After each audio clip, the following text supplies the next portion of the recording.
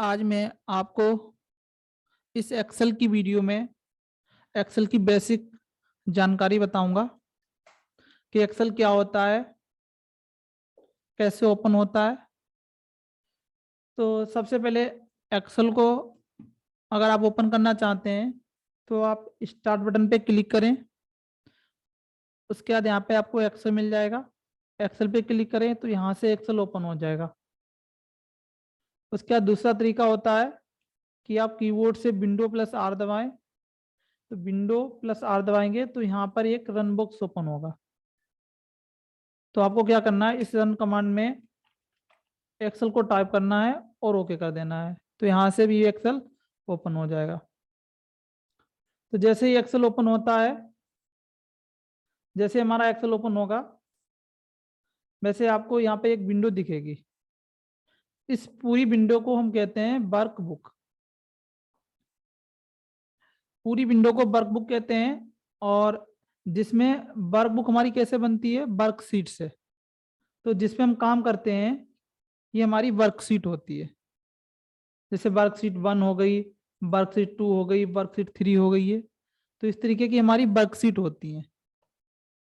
तो वर्कशीट कैसे बनती है, वर्कशीट हमारी रो और प्लस कॉलम दोनों से मिलाकर बनती है।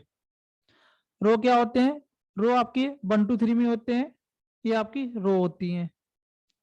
रो जो होती हैं वो आपकी 1 2 3 में होती हैं। और एक वर्कशीट में आपकी रो जो होती हैं वो 10,48,576 होती हैं। और कॉलम जो होते हैं वो आपके वो एबीसीडी में होते हैं। कॉलम होते हैं आपके 16,384। रो 10,48,576 होती हैं, कॉलम आपके 16,384 होते हैं। और रो और प्लस कॉलम को मिलाकर हमारी सेल बनती है। ठीक है, तो यहाँ पे रो और प्लस जब हम कॉलम को मिला देते हैं तो हमारी रो प्लस कॉलम से मिलाकर हमारी सेल बन जाती है। सेल जैसे हमने यहाँ पर फॉर एग्जांपल सेल का एड्रेस लिख दिया है C6। तो C6 सेल कौन सी है हमारी, तो यहाँ पे देखो ये C कॉलम है और ये 6 रो है। तो हम यहाँ पे क्लिक करेंगे, यहाँ पे C6 ये हमारा सेल एड्रेस C6 का है। तो यहाँ पे देखो आपको नेम बॉक्स में C6 यहाँ पे लिखा हुआ भी है। ठीक है, तो प्रत्येक हमारी जो सेल होती है वो रो और कॉलम से मिलाकर बनती है। और यहाँ से जैसे नीचे आते जाएंगे तो यहाँ पे 10,48,576 तक पहुंच जाएंगे। अगर आपको ऊपर पहुंचना, अगर आपको डायरेक्ट एक ही बार में 10,48,576 पे पहुंचना है तो यहाँ पे एक शॉर्टकट की होती है, कंट्रोल प्लस डाउन एरो। आपको ये प्रेस करना है, कंट्रोल प्लस डाउन एरो। तो जैसे मैं यहाँ पे control plus down arrow press करूंगा, यहाँ पे आपको 1 पे कजर रखना है और कंट्रोल के साथ डाउन एरो की प्रेस करना है। वैसे यहाँ पे आप 10,48,576 पे पहुंच जाएंगे। उसके बाद अगर आपको ऊपर जाना है तो डाउन एरो की जगह आपको अप एरो दबाना है। तो कंट्रोल प्लस अप एरो दबाएंगे तो यहाँ पे ऊपर ऊपर पहुंच जाएंगे। तो यहाँ पे ऊपर पहुंचने के लिए कंट्रोल प्लस अप एरो का यूज करना है। उसके बाद आपके कॉलम जो होते हैं वो 16,384 होते हैं।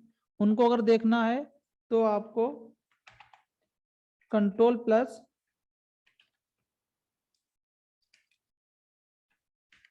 राइट एरो का यूज करना है। तो यहां से कंट्रोल दबाएंगे और राइट एरो दबाएंगे तो हम कॉलम के सबसे लास्ट पे आ जाएंगे। कॉलम के सबसे लास्ट पे आ जाएंगे तो कॉलम का लास्ट एड्रेस यहाँ पर होता है XFD। उसके बाद हम बैक आना है तो कंट्रोल और लेफ्ट एरो प्रेस करेंगे। जैसे कंट्रोल लेफ्ट एरो प्रेस करेंगे तो हम अपने डेटा पे आ जाएंगे। तो यहाँ पे कंट्रोल प्लस लेफ्ट एरो, तो यहाँ से कर्सर को मूव कर सकते हैं। ये चारों शॉर्टकट की जो होती हैं एक्सेल में कर्सर को मूव कराने के लिए, अप डाउन लेफ्ट राइट जाने के लिए यूज की जाती हैं। ठीक है, कंट्रोल प्लस डाउन एरो से हम डाउन की तरफ चले जाएंगे। उसके बाद ऊपर आना है तो कंट्रोल अप एरो दबाएंगे, राइट जाना है तो कंट्रोल राइट एरो दबाएंगे, और उसके बाद आपको लेफ्ट आना है तो कंट्रोल लेफ्ट एरो दबाएंगे। यहाँ से एक्सेल में कर्सर आपके 3 प्रकार के होते हैं। एक्सेल में कर्जर 3 प्रकार के होते हैं। कौन कौन से होते हैं? 3 type of the cursor in MS Excel.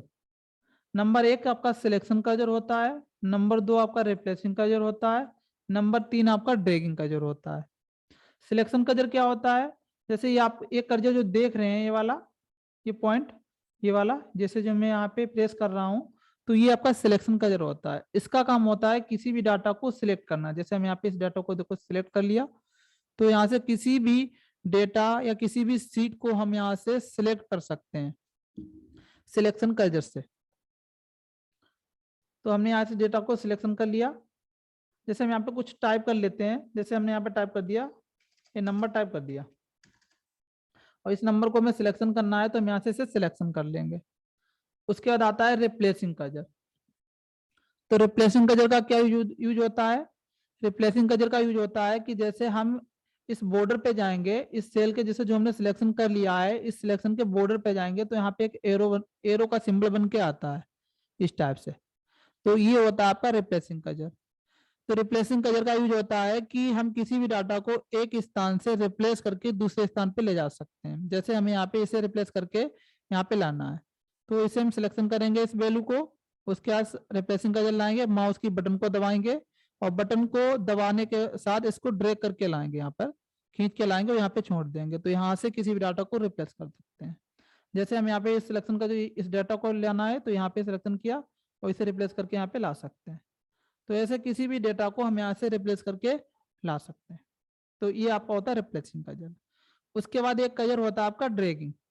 देखिएगा, ये कर्जर सिलेक्शन होता है, उसके बाद जब इसके ऊपर जाएंगे तो ये रिप्लेसिंग कर्जर होता है, और यहाँ पे साइड में सबसे कोने पे आएंगे, प्लस का सिंबल बन के आ रहा है, ये ड्रैगिंग कर्जर होता है। ड्रैगिंग कर्जर का यूज होता है कि ड्रैग करना, किसी भी डाटा को ड्रैग करना। ड्रैग कर कैसे करते हैं डाटा को? तो देखिएगा कि जैसे मैंने यहाँ पे 1 लिखा, तो यहाँ पे 1 को यहाँ पे ड्रैग करना है, तो यहाँ पे ड्रैगिंग कर्जर लाएंगे, माउस की बटन को दबाएंगे, लेफ्ट बटन आपको प्रेस करनी है और इसे खींच देना है, तो यहाँ पे बनी 1 आ जाएगा।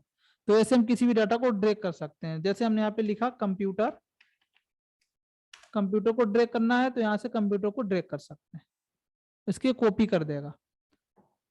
तो चलो हम आपको आज बताते हैं कि इस ड्रैगिंग कर्जर का यूज कैसे करते हैं। तो यहाँ पे हम यूज करने के लिए तो यहाँ पे जाएंगे, यहाँ पे जैसे 1 लिखा और यहाँ पे ड्रैगिंग कर्जर लाएंगे। तो ड्रैगिंग कर्जर यहाँ पे ड्रैग करने से पहले हम यहाँ पे कीबोर्ड में कंट्रोल की का यूज कर लेंगे, कंट्रोल की दबा लेंगे। तो कंट्रोल की दबाएंगे तो यहाँ पे एक छोटा सा प्लस बन के आएगा, फिर माउस की बटन के साथ इसे नीचे की तरफ ड्रैग कर लेंगे। ध्यान दे, पहले आपको माउस की बटन को छोड़ना है, उसके बाद आपको कीबोर्ड की बटन को छोड़ना है। तो देखिए यहाँ पे जो है आपकी 1 2 3 यहाँ पे आ जाएंगी। फिर से ट्राई कीजिएगा, यहाँ पे 1 और यहाँ से ड्रैगिंग कर्जर लाए, कंट्रोल की बटन को दबाया, माउस की बटन को दबाया। पहले आपको माउस की बटन को छोड़ना है, बाद में कंट्रोल की बटन को छोड़ना है। अगर हमने पहले कंट्रोल की बटन को छोड़ा, देखिएगा हम इसमें पहले कंट्रोल की बटन को छोड़ते हैं, बाद में माउस की बटन को छोड़ते हैं, तो आपका 1 आएगा। अगर आपको आगे के नंबर लाने हैं तो आपको क्या करना है, पहले ड्रैग करना है, पहले आपको माउस की बटन को छोड़ना है, बाद में कंट्रोल की बटन को छोड़ना है। तो इस तरीके से हम अपने नंबर को यहाँ से निकाल सकते हैं एक्सेल में। तो एक तरीका तो ये होता है किसी भी वैल्यू को निकालने के लिए। उसके बाद दूसरा तरीका होता है कि 1, और अगर हमें इसके आगे के नंबर चाहिए तो कंट्रोल दबा के ड्रैग कर लेंगे, जैसा मैंने अभी बताया। अगर इस तरीके से अगर आपको नहीं आता है तो एक दूसरा तरीका होता है कि ऊपर 1 लिखिएगा, नीचे आप 2 लिखिएगा, दोनों को सिलेक्शन करना है सिलेक्शन कर्जर से। उसके बाद आपको ड्रैगिंग कर्जर लाना है और माउस की बटन को दबाना है और इसे नीचे की तरफ खींच लेना है, जितना खींचना है उतना खींच सकते हैं आप।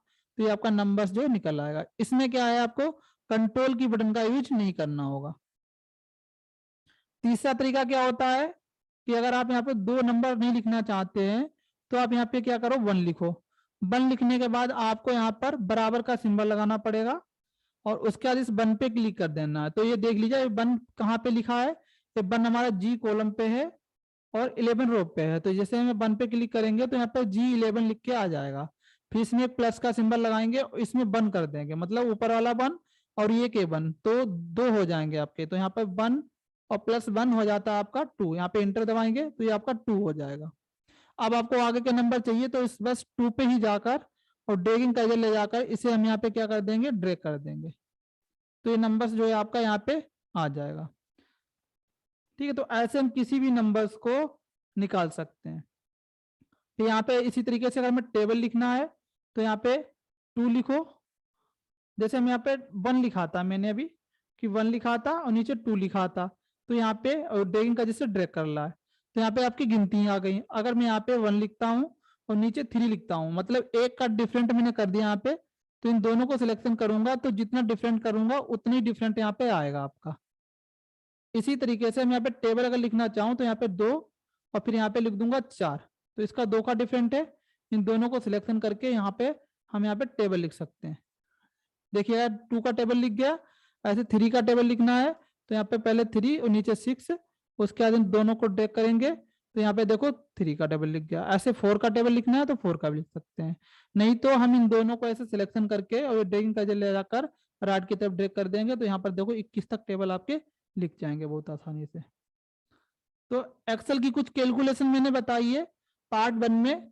अब आपको आने वाले समय में नेक्स्ट पार्ट, सेकंड पार्ट आपको मिलेगा, इसके आगे का मैं आपको बताऊंगा कि इसके आगे की जो कैलकुलेशन होती है, नंबर को कैसे जोड़ते हैं, कैसे घटाते हैं, ठीक है, और कैसे एक्सेल का यूज करते हैं, ठीक है, तो आने वाले पार्ट में आपको बताएंगे। तो यहाँ पे ये पार्ट जो आप ये वीडियो जो है आप लोग देखिएगा।